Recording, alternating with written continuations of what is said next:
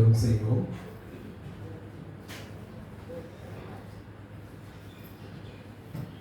அன்பின் பரலோக பிதாவே, இந்த மனமகிழ்ச்சியான இந்த மாலை நேரத்திற்காக தேவருக்கு நன்றி செலுத்துகிறோம்.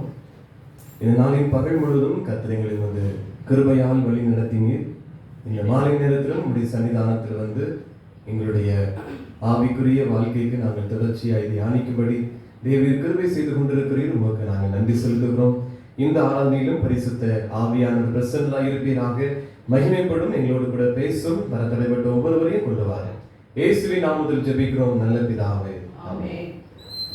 ஆராதனைக்கு ஆரம்பமாகும் தேவ நாம மகிமைக்காகவும் நம் யாவரும் எழுந்து நின்று கீதங்களும் கீர்த்தனைகளும் 456வது பாடலை பாடுவோம். தேவா இரங்கும் இரங்கும் கருணைவா. கீதங்களும் கீர்த்தனைகளும் 456.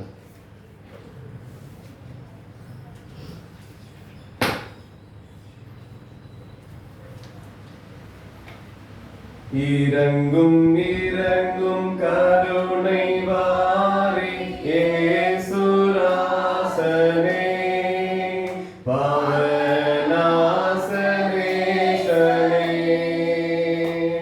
இயேசுராசனே, பாவநாசனேசனே,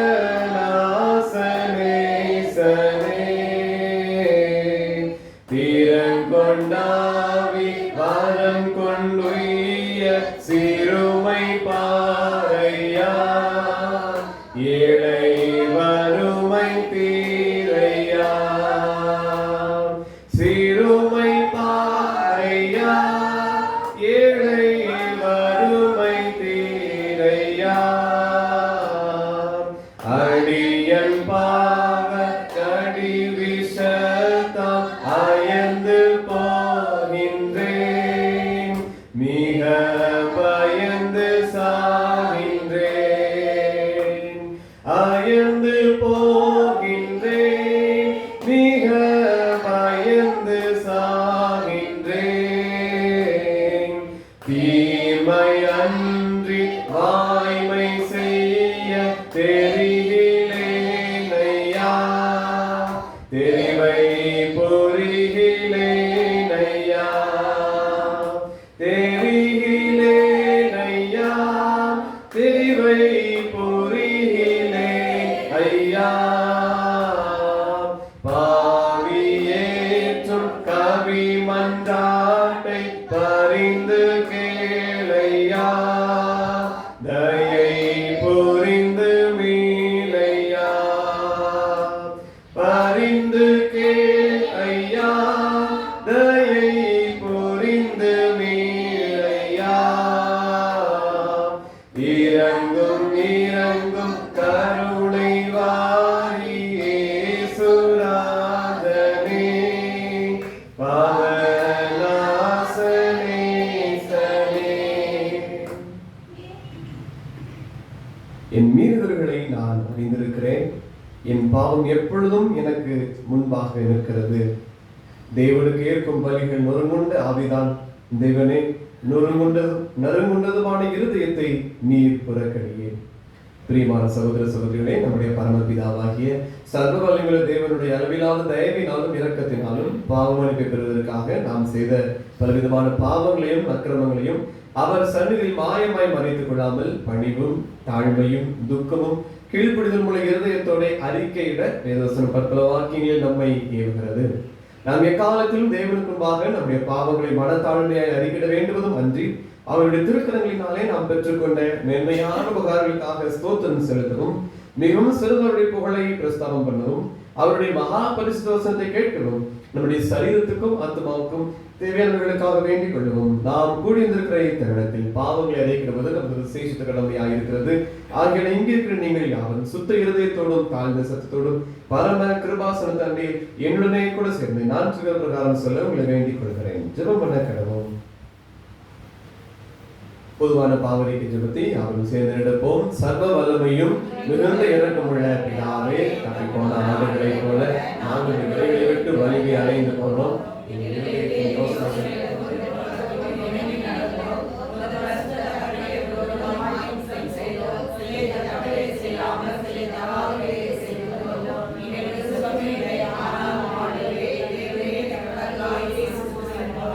மனிதருக்கு அருள் செய்ய வாக்குறுதியின்படி நிர்வாகங்கள் குற்றவாளிகளாகி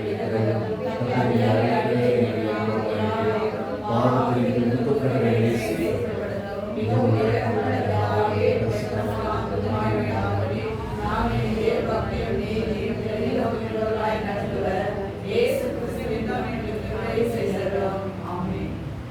தேவனே, எப்பொழுதும் இரக்கம் செய்கிறதும் மன்னிக்கிறதும் உமக்கு சுபாவம் லட்சமாய் இருக்கிறதினால் எங்கள் தாழ்மையான விண்ணப்பங்களை ஏற்றுக்கொண்டு எங்கள் பாவங்களாகிய சங்கிலினாலே நாங்கள் கட்டுண்டவர்கள் ஆயினும் உருக்கமானது மிகுந்த இரக்கத்தினாலே எங்களை கட்டவிழ்த்து விடுதலை ஆக்க வேண்டும் என்று எங்கள் மத்தியஸ்தரும் எங்களுக்காக பரிந்து பேசுகிறவரும் ஆகிய இயேசு கிறிஸ்துவுக்கு மகிமை உண்டாக வேண்டிக் கொள்கிறோம்.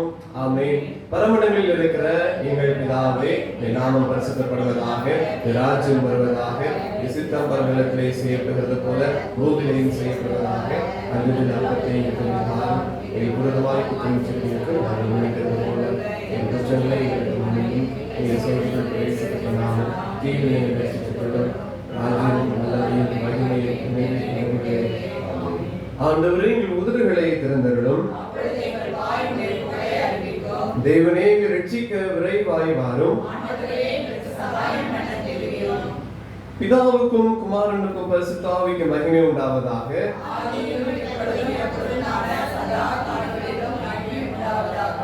கர்த்தரை துதியுங்கள். முறை முறையாக வாசிக்கின்ற தெரிந்து கொள்ளப்பட்ட சங்கீதம் 32ஆம் சங்கீதம். சங்கீதம் 32ஐ முறை முறையாக வாசிப்போம். எவனுடைய மீறுதல் மன்னிக்கப்பட்டதோ, எவனுடைய பாவம் மூடப்பட்டதோ அவன் பாக்கியவான்.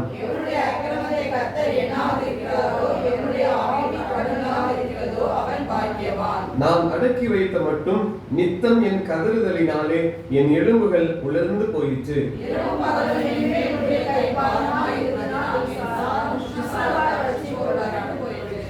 நான் என் அக்கிரமத்தை மறைக்காமல் என் பாவத்தை உமக்கு அறிவித்தேன். என் மீறுதல்களை கர்த்தருக்கு அறிக்கையிடுவேன் என்றேன். தேவரீர் என் பாவத்தின் தோஷத்தை மன்னித்தீர்.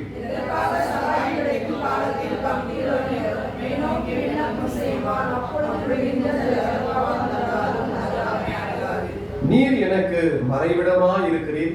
என்னை நீர் இக்கட்டுக்கு விலக்கி காத்து இரட்சணிய பாடுகள் என்னை சூழ்ந்து கொள்ளும்படி செய்வீர்.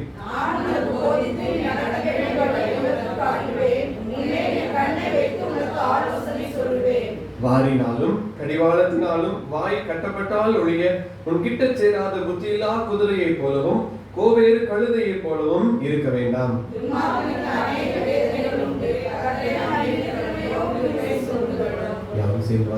நீதிமான்களே, கர்த்தருக்குள் மகிழ்ந்து களிகூருங்கள். செம்மையான இருதயம் உள்ளவர்களே, நீங்கள் எல்லாரும் ஆனந்த முழக்கமிடுங்கள். பிதாவுக்கும் குமாரனுக்கும் பரிசுத்த ஆவிக்கு மகிமை உண்டாவதாக.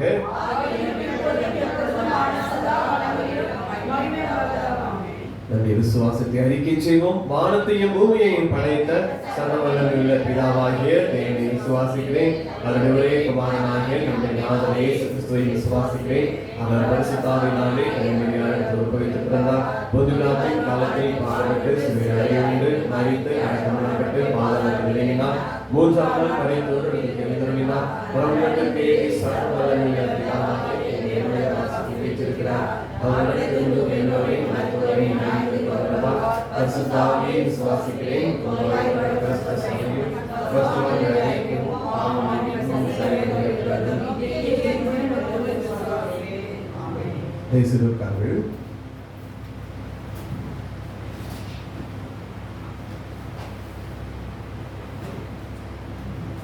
இந்த நாளிலும் ராஜாக்களை குறித்ததான தொடர் தியானத்திலே தாவீதை குறித்ததான ஒரு முகவுரை, யார் தாவீது என்பதை குறித்து ஒரு சில வார்த்தைகளை நாம் ஏற்கனவே தியானித்தோம். இஸ்போசேத் என்கிற ராஜாவை தொடர்ந்து தாவீதை குறித்ததான ஒரு சில வார்த்தைகளை நாம் கேட்டோம். தாவீது என்பது நம்முடைய வாழ்க்கையிலே பல முறை கேட்ட வார்த்தைகள். ஆலயத்திலே தாவீதை குறித்து தியானங்கள் இல்லாமல் இராது. அநேக முறை பல காரியங்களை நாம் தியானித்திருப்போம். ஒரு சில வார்த்தைகளை நீங்கள் இப்பொழுது சொல்லலாம். தாவீது யார்? உங்களுடைய எண்ணத்தின்படி தாவீது என்று சொன்ன உடனே உங்களுக்கு உடனடியாக நினைவிலே வருகிற ஒரு காரியம் எது என்று நீங்கள் சொல்லலாம். யார் தாவீது? கோலியாத்தை வென்றவர், பெலிஸ்தரிடத்திலே வென்றவர். வேறு இருதயத்திற்கு ஏற்றவன். ஆண்டவர் சொன்ன ஒரு வார்த்தை தாவீதை குறித்து, இருதயத்திற்கு ஏற்றவன் என்று சொன்னார். வேறு வார்த்தைகள் தாவீதை குறித்ததான காரியம். கிருபைக்காக அதிகமாய் மன்றாடினவர், கிருபையை நம்பினவர். ஒவ்வொரு காரியங்களாய் நாம் தாவீதை குறித்து ஏராளமான காரியங்களை சொல்லலாம். அதுல முக்கியமான 2 காரியங்களை அழகாய் சொன்னார்கள். பெலிஸ்தன், கோலியாத்து தான் சிறு பிள்ளைகளுக்கு அதிகமாய் ஞாபகத்தில் இருக்கும். சண்டே ஸ்கூலிலே அந்த கோலியாத்தை வென்ற காரியத்தை அதிகமாய் இந்த பிள்ளைகள் கற்றுக்கொண்டிருப்பார்கள். அதே போல இருதயத்திற்கு ஏற்றவன், கர்த்தர் சொன்ன ஒரு பெரிய ஒரு வார்த்தை. வேதத்திலே யாருக்கும் அந்த வார்த்தைகள் சொல்லப்படவில்லை என்பதை நாம் தியானித்திருக்கிறோம். இதை தாண்டி யார் தாவீது, இந்த தாவீது ராஜா எப்படிப்பட்டவர், ஒரு சில காரியங்களை நாம் சுருக்கமாக தியானிக்கலாம். 1 சாமுவேலின் புத்தகம் 17வது அதிகாரம். 1 சாமுவேல் 17ஆம் அதிகாரம் 34ஆம் வசனம். தாவீது சவுலை பார்த்து, உம்முடைய அடியான் என் தகப்பனுடைய ஆடுகளை மேய்த்துக் கொண்டிருக்கும்போது ஒரு விசை ஒரு சிங்கமும் ஒரு விசை ஒரு கரடியும் வந்து மந்தையில் இருக்கிற ஒரு ஆட்டை பிடித்துக் கொண்டது. பல காரியங்கள் இந்த தாவீதை குறித்து சொல்லப்பட்டாலும், தாவீது என்கிற ஒரு மனுஷனுடைய வாழ்க்கையை எடுத்துக்கொண்டால் ஆரம்பம் என்ன, முடிவு என்ன என்பதை நாம் பார்த்தால், முதல் காரியம் அவன் ஒரு மேய்ப்பன். முதல் காரியம் தாவீது ஆரம்பம் ஒரு மேய்ப்பன், நல்ல மேய்ப்பன் என்று சொல்லலாம். ஒரு இடையனாக தன்னுடைய வாழ்க்கையை துவங்கினவன், ஆடுகள் பின்பதாக சென்று கொண்டிருந்த ஒரு மனுஷன் தாவீது. முடிவை குறித்து பார்த்தால் ஆரம்பம் ஒரு மேய்ப்பன், முடிவு தாவீது ராஜாவாக முடிகிறது.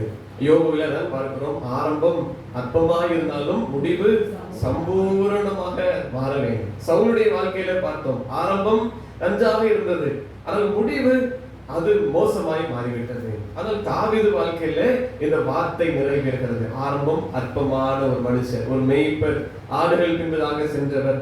ஆனால் முடிவு, வாழ்க்கையின் முடிவு தாவீதுக்கு எப்படி இருந்தது? அவர் ஒரு ராஜாவாய் இருந்தவர், ராஜாவாய் இந்த இஸ்ரவேல் ஜனங்களை ஆண்ட ஒரு நல்ல ஒரு தலைவர்.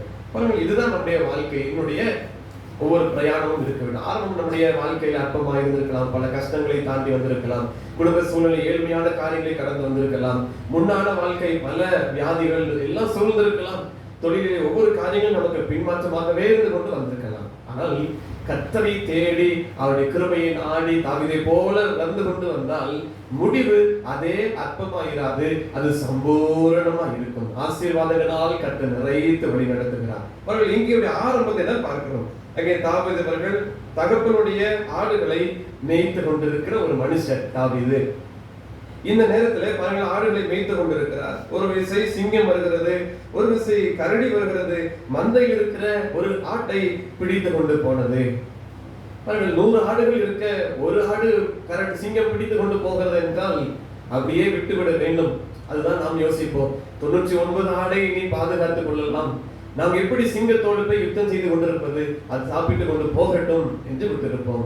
அதே போல கரடி வருகிற போதும் ஒன்றை தானே பிடித்து கொண்டு போனது, இன்னும் 99 இருக்கிறது, பார்த்து விடலாம். இதுதான் நம்முடைய சிந்தனையா இருந்திருக்கும். நான் பாருங்கள், அவன் செய்தது என்ன? அதற்கு அடுத்த வசனம் 35ஆம் வசனத்தை வாசிக்கலாம். நான் அதை தொடர்ந்து போய் அதை அடித்து அதன் வாய்க்கு தப்புவித்தேன்.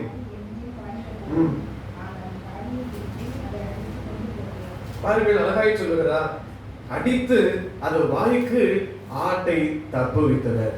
சுருக்கமாக சொல்லலாம், தாவீது ஒரு நல்ல மேய்ப்பர்.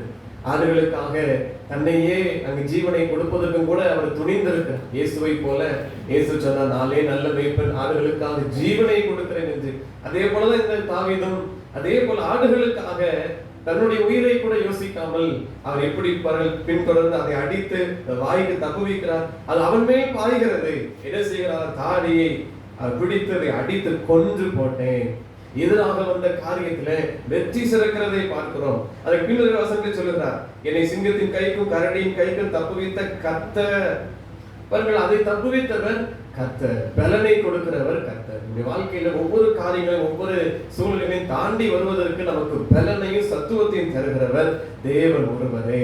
எந்த காரியம் நமக்கு பலனை தருவதில்லை, எந்த காரியம் நமக்கு நம்பிக்கை அளிப்பதில்லை. சிங்கத்திலிருந்து கரைக்கு தப்புவிப்போம் என்கிற நம்பிக்கை தாவீதுக்கு உண்டா? கிடையாது. கரடியிலிருந்து தப்பித்து திரும்பி வருவேன் நிச்சயம் உண்டா? கிடையாது. ஆனால் ஒரு நம்பிக்கை இருந்தது, அது உன்னதமான நம்பிக்கை. கற்பாறையாகிய கிறிஸ்து, கண்மலையாகிய கிறிஸ்து, அவர் மேல் நம்பிக்கை வைத்தவர்கள் பாக்கியவான்கள். அதுதான் வாழ்க்கையில அனுபவமாய் பார்க்கிறோம். ஒரு நல்ல மேய்ப்பராய் இருந்து சிங்கத்தின் கைக்கும் கரடியின் கைக்கும் தன்னுடைய மந்தையை காத்து கொண்டவர், மந்தையின் மேல் கவனமாய் இருந்தவர். ஆகவே பாருங்கள், கர்த்தருடைய பலனை பெற்று இதையெல்லாம் செய்து வந்தார். தன்னுடைய சுய பலன் என்று சொல்ல முடியாது. தாவீது தன்னுடைய பலத்தினால் இதெல்லாம் செய்தார் என்பதல்ல, கர்த்தர் செய்தார். அவர் தான் சொல்லுகிறார் 37ஆம் வசனத்துல, பின்னும் தாவீது என்னை சிங்கத்தின் கைக்கும் கரடியின் கைக்கும் தப்புவித்த கர்த்தர் என்று சொல்லுகிறார். கடைசியில பாருங்கள், வசனத்தின் நிறைவுல சவுல் சொல்லுகிறார், கர்த்தர் உன்னோடே கூட இருப்பாராக. இந்த பெலிஸ்தீனத்தை ஜெயிக்கிறதுக்கும் கர்த்தர் உன்னோடு கூட இருப்பாராக என்று அவருடைய வேண்டுதல்.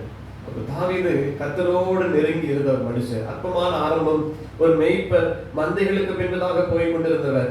ஆனால் எப்போதும் கர்த்தரோடு இணைக்கப்பட்டபடியால் அந்த வேலையிலும் கூட வந்த இடர்களுக்கு மத்தியில சிங்கத்தின் கைக்கும் கரடியின் கைக்கும் தப்புவிக்க கர்த்தர் தாவீதை பலப்படுத்தினார். முதல் காரியம், தாவீது ஒரு நல்ல மேய்ப்பர்.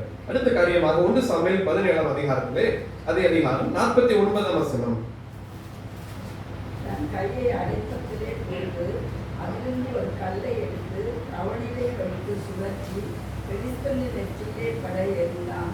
அந்த கல் அவன் நெற்றியில் பதிந்து போனதினால் அவன் தலையிலே முகம் புறந்திருந்தான். பாருங்கள், இப்போ இந்த பெலிஸ்தர் கூட கோலியாத்தோடு யுத்தம் வருகிறது. அவர் 40 நாளும் வந்து அங்கே தூஷித்துக் கொண்டிருக்கிறதை பார்க்கிறோம். அந்த 17ஆம் அதிகாரத்தின் 16ஆம் வசனத்தின் பின்பகுதி சொல்கிறது, அவன் 40 நாள் வந்து வந்து நிற்பான் என்று சொல்லுகிறது. அது வந்து நின்றது மாத்திரமல்ல, கர்த்தருடைய நாமத்தை அவன் தூஷித்துக் கொண்டிருந்தான், அசட்டை செய்து கொண்டிருந்தான் என்று வேத வார்த்தைகளிலே பார்க்கலாம். வந்து நின்றவன் இது இஸ்ரவேல் ஜனங்களை அற்பமாய் எண்ணி இஸ்ரவேலுடைய தேவனை அற்பமாய் எண்ணினவன். பாருங்கள், அந்த பெலிஸ்தர் எல்லாம் சுற்றி பார்த்து 42ஆம் வசனத்தை, தாவீதை கண்டு அவன் இளைஞனும் சௌந்தரிய ரூபமான சிவந்த மேனி உள்ளவனுமாய் இருந்தபடியால் அவனை அசட்டை பண்ணினான். பாருங்க, அசட்டை செய்த அவருடைய வார்த்தைகளை, கர்த்தரை குறித்ததான ஒரு அசட்டை இந்த பெலிஸ்தனுடைய வாயில் இருந்து வந்து கொண்டிருக்கிறது. இதை பார்த்துதான் தாவீதுக்கு அதிகமான கோபம். இந்த பெலிஸ்தன் எப்படி என்னுடைய தெய்வத்தை குறித்து, என்னுடைய ஆண்டவரை குறித்து எப்படி பேசலாம்? ஒரு வைராக்கியம் வருகிறது. அவனுக்கு இஸ்ரவேல் ஜனங்களுக்கு உள்ள யுத்தத்திற்கு அவனுக்கு பெரிய கோபம் அல்ல. தாவீதுக்கு யுத்தம் வழக்கமாய் நடைபெறுகிறது தான். ஆனால் இந்த கோலியாத் இந்த இஸ்ரவேல் ஜனங்களுடைய தேவனை நிந்தித்தபடியால் தாவீதுக்குள் ஒரு வைராக்கியம், என் தேவன் ஜீவன் உள்ளவர், இந்த தேவன் என்னை சிங்கத்தின் கைக்கும் கரடியின் கைக்கும் தப்புவித்தவர், அவரை போய் அசட்டை செய்து விட்டான் என்கிற ஒரு கோபம். அதற்கு பின்பதாக பெலிஸ்தீன் மீது அவனுக்கு கோபம் வருகிறது. அவன் அர்ப்பணிக்கிறதை பார்க்கிறோம். 47ஆம் வசனத்தை வாசிக்கலாம். 47, பட்டயத்தினாலும் ஈட்டினாலும் ரட்சிக்கிறவர் அல்ல என்று இந்த ஜனக்கூட்டமெல்லாம் அறிந்து கொள்ளும்.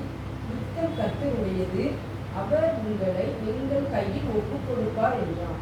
பாருங்கள், அவன் சொல்லுகிற வார்த்தை 43 இருக்கிறது, நீ தடிகளோடு என்னிடத்தில் வர நான் நாயா என்று சொல்லி அவன் தன் தேவர்களை கொண்டு தாவீதை சபிக்கிறான். பின்னர் அந்த பெலிஸ்தன் அவனை பார்த்து, என்னிடத்தில் வா, நான் உன் மாம்சத்தை ஆகாயத்து பறவைகளுக்கும் காட்டு மிருகங்களுக்கு கொடுப்பேன் என்று அவர் எப்படி ஒரு தாவீதை அற்பமாய் பேசுகிறார். ஆனா தாவீது கொடுத்த பதில் என்ன? 45 வசனத்தில் இருக்கிறது, நீ பட்டயத்தோடு ஈட்டியோடும் கேடகத்தோடு என்னிடத்தில் வருகிறாய், நானோ நீ நிந்தித்த இஸ்ரவேலுடைய ராணுவங்களின் தேவனாகிய சேனைகளுடைய கர்த்தரின் நாமத்திலே உன்னிடத்தில் வருகிறேன். தேவனுடைய நாமத்தில் வருகிறேன் என்று அவன் சாதாரணமாய் சொல்லி முடிக்கவில்லை. எவ்வளவு அழகாய் சொல்லியிருக்கிறார். நிந்தித்த இஸ்ரவேலுடைய ராணுவங்களின் தேவனாகிய சேனைகளுடைய கர்த்தரின் நாமம், பலத்த நாமம். பாருங்கள், இதைதான் தாவீது நம்பியிருந்தார். கர்த்தருடைய நாமத்தை நம்பினபடியால் நடந்த பின்பதாக வாசிப்போம், கர்த்தர் பட்டயத்திலும் ஈட்டியினாலும் ரட்சிக்கிறவர் அல்ல. அவருக்கு இந்த ரத்தத்தை பிடித்த ஈட்டியை பிடித்து அப்படிதான் கர்த்தர் வெற்றி செலுத்த வேண்டும் என்பது அல்ல. யுத்தம் கர்த்தருடையது. எப்படி வேண்டுமானாலும் கர்த்தர் யுத்தத்தை செய்வார். பாருங்க, அதுதான் அவர் சொல்லி, நீ நிந்தித்த இந்த கர்த்தருடைய நாமத்தில் நான் வருகிறேன் என்று சொல்லி இதுல புறப்பட்டு போகிற போது 49 வசனத்திலே பார்க்கிறோம். அவன் அந்த கவனிலே வைத்து சுழற்றி அந்த கல்லை எறிகிறான். பெலிஸ்தனுடைய நெற்றியிலே பட எறிந்தான். அந்த கல் அவன் நெற்றியில் பதிந்து போனதினால் அவன் தரையிலே முகங்குப்புற விழுந்தான். நிந்தித்தபடியால் முகங்குப்புற விழுந்தான்.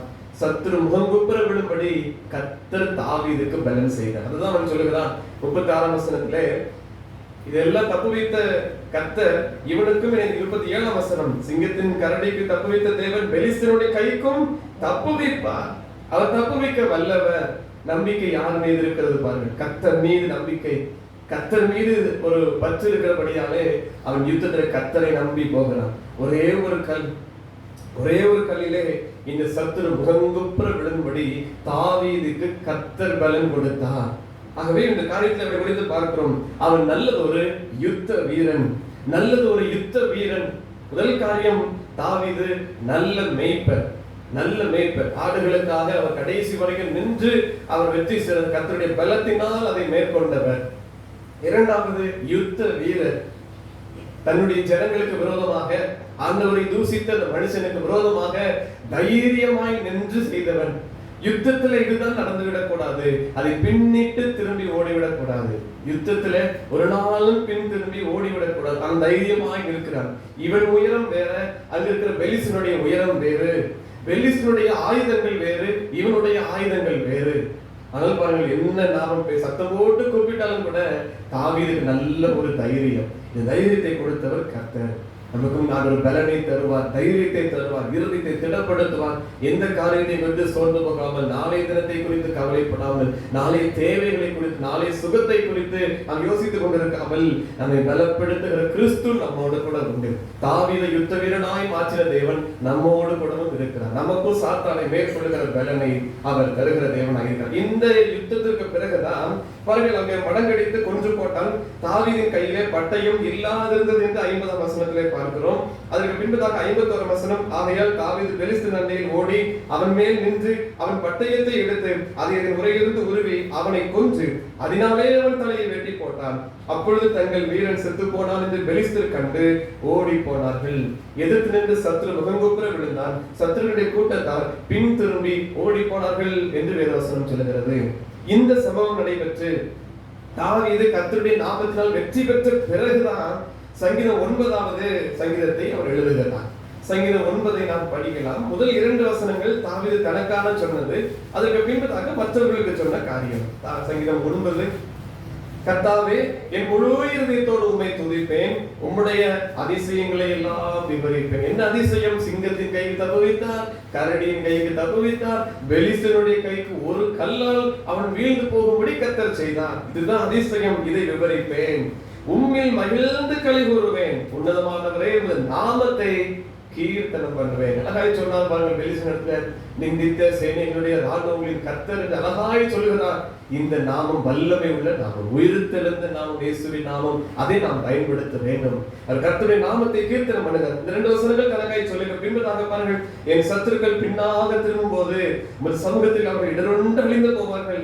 நீர் நியாயத்தையும் என் வழக்கையும் தீர்த்து நீதியுள்ள நியாயாதிபதியாய் சிங்காசனத்தின் மேல் வீற்றிருக்கிறேன். தனக்கு நியாயம் செய்தார். இஸ்ரவேல் ஜனங்களை, கர்த்தருடைய ஜனங்களை அற்பமாய் எண்ணின மனுஷனுக்கு முன்பதாக ஈட்டியும் பட்டயமும் ஒன்றுமில்லை, கர்த்தருடைய நாமம் எல்லாவற்றிற்கும் மேலானது என்பதை காண்பித்து கொடுத்தார். அதுதான் சிங்காசனத்தின் மேல் வீற்றிருக்கிற ராஜாவுடைய நாமம். இயேசுவின் நாமத்தை சொல்ல நமக்கு விடுதலை உண்டு. சிலுவையிலே நமக்காய் மரித்த இந்த இயேசுவின் நாமத்தை சொல்ல சொல்ல நம்முடைய வாழ்க்கையில விடுதலை உண்டு. ஒவ்வொரு நாளும் இயேசுவின் நாமத்தை மகிமைப்படுத்த வேண்டும். அவருடைய நாமத்தை சொல்லி துதிக்க வேண்டும். இயேசுவின் நாமம் எல்லா நாமத்திற்கும் மேலான நாமம், அது உயர்ந்த நாமம். இதைதான் தாவீது சொல்லி 2ஆம் வசனத்தில் சொல்லுகிறார், உமது நாமத்தை கீர்த்தனம் பண்ணுவேன். அதன் கீர்த்தனம் பண்ணுகிற காரியம். 9ஆம் வசனத்தை வாசிக்கலாம். 9:9.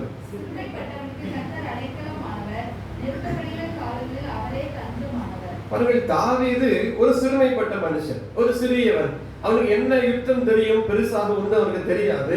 அவன் அற்பமாக இந்த ஆடுகள் வயல்வெளிகளிலே ஆடுகளோடு வாழ்ந்த ஒரு மேய்ப்பர். பாருங்கள், மேய்த்து கொண்டிருக்கிற போது அவர் சுரமண்டலத்தையும்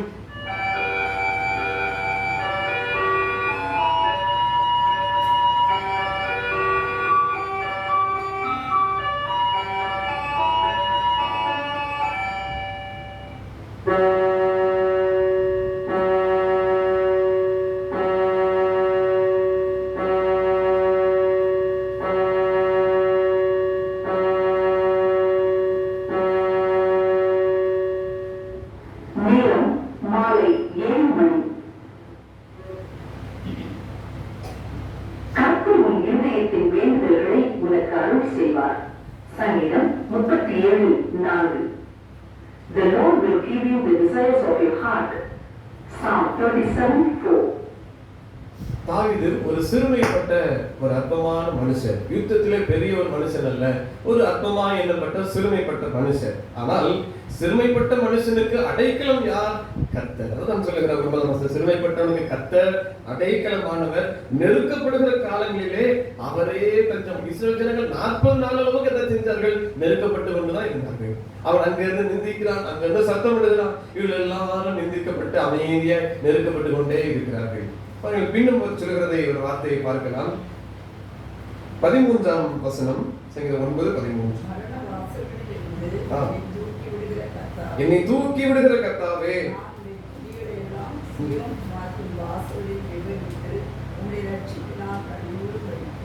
மரண வாசல்கள். இப்போ சிங்கத்தின் கையில ஒரு மரண வாசல், கரடியின் கரத்தில ஒரு மரண வாசல், பெலிஸ்தனுடைய கையில ஒரு மரண வாசல். எல்லாவற்றையும் தாவீது எப்படி தப்பித்து வந்தான்? தூக்கி விடுகிற கர்த்தர், மரண வாசலில் இருந்து தூக்கி விடுகிற கர்த்தர். அப்ப கர்த்தரை தேடுகிற ஒவ்வொருவருக்கும் தேவன் தருகிற உன்னத ஆசீர்வாதம் உண்டு. 10ஆம் வசனத்தில் அதான் சொல்லுகிறார், கர்த்தாவே உம்மை தேடுகிறவர்களை நீர் கைவிடுகிறது இல்லை. தாவீது கர்த்தரை தேடினார், ஆகவே தாவீதோடு கர்த்தர் இருந்தார். தாவீது போன இடமெல்லாம் கர்த்தர் அவனை காப்பாற்றினார் என்று வேதம் சொல்லுகிறது.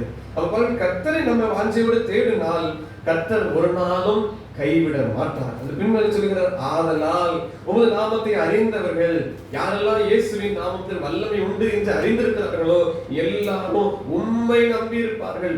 ஏனென்றால் அது வல்லமை உள்ள நாமம். அந்த வல்லமை உள்ள நாமத்தை விசுவாசிகள் எல்லாருக்கும் விடுதலை, எல்லாரையும் நீர் கைவிடுகிறதே இல்லை.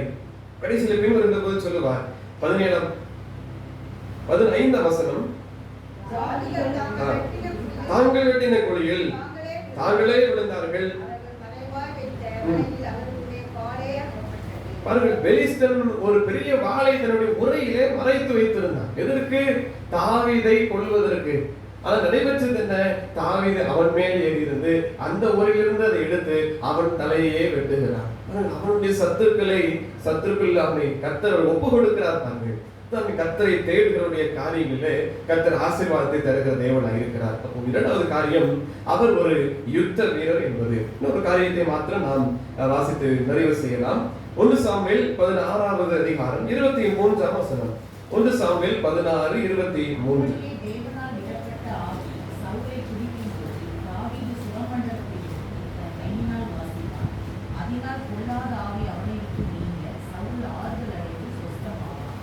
பாருங்கள், ஒரு இசை வாசித்த ஒரு அரசன், ஒரு இசை அரசன் என்று சொல்லலாம். பாருங்கள், ஒவ்வொரு நாளும் ஒவ்வொரு பணிகளிலும் நாம் செய்கிற எல்லா காரியத்திலும் கர்த்தருடைய கிருபை இருக்க வேண்டும். எல்லா காரியத்திலும் கர்த்தருடைய கிருபை இருக்க வேண்டும். இசை வாசிக்கிறது ஒரு பெரிய விஷயமா? பாருங்கள், இசைதான் வாசித்தான். 23 வசனத்தை அதான் பார்க்கிறோம். தாவீது சுரமண்டலத்தை எடுத்து அதை தன் கையினால் வாசித்தான். பாருங்கள், சுரமண்டலத்தை இசையை வாசித்தான். அங்கே அற்புதம் நடக்கிறது. என்ன நடக்கிறது? பொல்லாத ஆவி சவுலை பிடித்திருந்தது. அந்த ஆவியை வாசிக்கிற போது இந்த சத்தத்தை கேட்க கேட்க அவனை விட்டு இந்த பொல்லாத ஆவி நீங்கி சவுல் ஆறுதல் அடைந்து சொஸ்தமாவான். இதுதான் அபிஷேகம். இசையிலே கூட ஒரு அபிஷேகம் இருக்க வேண்டும். அது செய்கிற ஒவ்வொரு காரியத்திலும் ஒரு அபிஷேகம் இருக்க வேண்டும். எந்த பணிகளை செய்தாலும் தேவ வல்லமை அதுல வெளிப்பட வேண்டும். இசையிலே பெற்றுக்கொண்ட ஒரு அபிஷேகம் தாவீது மேல இருந்தது.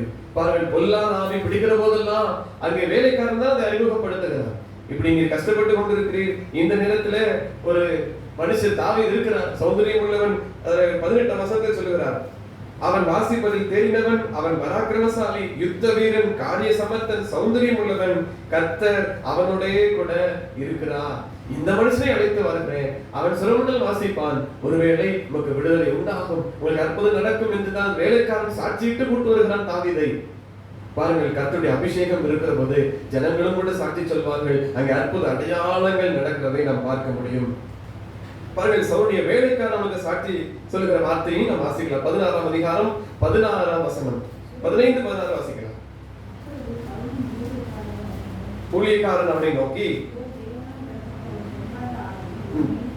உம்மை கலங்க பண்ணுகிறது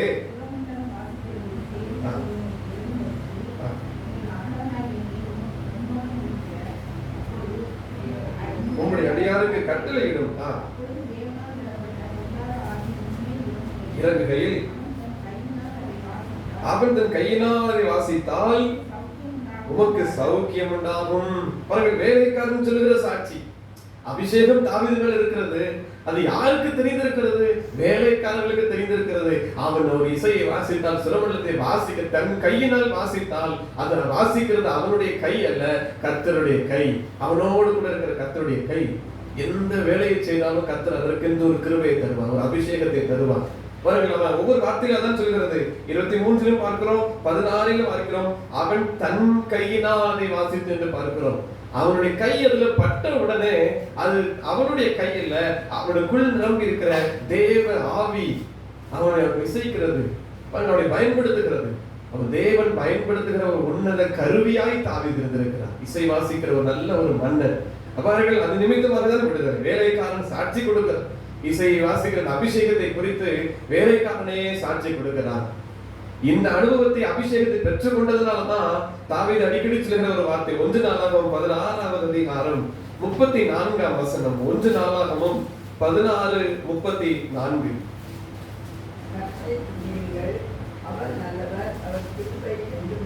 பாருங்கள், கர்த்தரை துதியுங்கள், அவர் நல்லவர், அவர் கிருபை என்றும் உள்ளது. கர்த்தருடைய நாமத்தை கீர்த்தனம் பண்ணுங்கள், கர்த்தரை துதியுங்கள். அவர் அதிசயமானவர், அற்புதங்களை செய்கிற வல்லமை உள்ள தேவன், அவர் நல்லவர், அவர் நேற்றும் இன்றும் என்றும் மாறாத தேவன், அவருடைய கிருபை என்றும் உள்ளது. 1000 தலைமுறை மட்டும் இரக்கம் செய்கிற கர்த்தர் அவர். அதனால தாவீது நல்ல உணர்ந்தபடியாக தான் இந்த வார்த்தையை சொல்கிறார், கர்த்தரை துதியுங்கள், அவர் நல்லவர், அவர் கிருபை என்றும் உள்ளது, ஒரு நாளும் விலகாது. சிங்கம் வருகிற போதும் அவருடைய கிருபை விலகவில்லை, கரடி வருகிற போதும் கிருபை விலகவில்லை. பெலிஸ்தன் 40 நாள் கூப்பிட்டு கத்தி சத்தமிட்டு ஏளனம் செய்து கொண்டிருக்கிறான். இவன் வந்ததை பார்த்த உடனே அப்போதும் கர்த்தர் அவனை விட்டு விடவில்லை, அவர் கிருபை அவரோடு கூட இருந்தது. தைரியமா யுத்தத்திற்கு போகிறான். யுத்தத்தில் ஒரு வெற்றியை கற்றிருக்கிறதை பார்க்கிறோம். தேவனால் பெற்றுக்கொள்கிற இந்த அபிஷேகம் ஒரு நாள் நம்மை வெட்கப்பட விடாது. அதான் சொல்லியிருக்கிற 9ஆம் சங்கீதத்திலே பார்க்கிறோம், 10ஆம் வசனத்தில், நம்பி இருக்கிறவனை கர்த்தர் ஒரு நாளும் கைவிடுகிறதில்லை. பாருங்கள், இதுல இன்னும் நடைபெறுகிற காரியம் என்ன? ஒரே ஒரு வசனம் வாசித்து நம்ம நிறைவு செய்யலாம். 2 நாளாகமம் 5:13. 2 நாளாகமம் 5:13.